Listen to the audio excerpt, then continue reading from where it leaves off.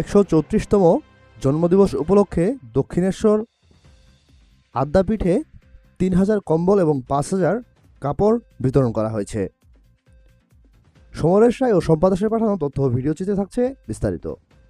আজ 18 জানুয়ারি শনিবার দক্ষিণেশ্বর আদ্যাপীঠে ঠিক সকাল 9টায় পালিত হলো 134তম জন্মদিন উপলক্ষে সার্বজনীন ভ্রাতৃত্ব এবং সকল ধর্মের সম্প্রীতি শীর্ষক একটি সেমিনার এবং শ্রী শ্রী অন্নদা ঠাকুরের শতবর্ষ এবং 104তম সিদ্ধোৎসব উদযাপন ও মন্দিরের 58তম প্রতিষ্ঠা দিবস উপলক্ষে প্রায় 5000 কাপড় এবং 3000 কম্বল বিতরণ করলেন দুস্থদের হাতে।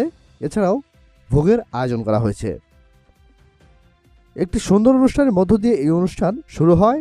যে সকল অতিথিরা আজকে মঞ্চ আলোকিত করেছিলেন তাদের উত্তরীয় ব্যাচ এবং শাল পুষ্পস্তবক দিয়ে সম্মান করা হয়।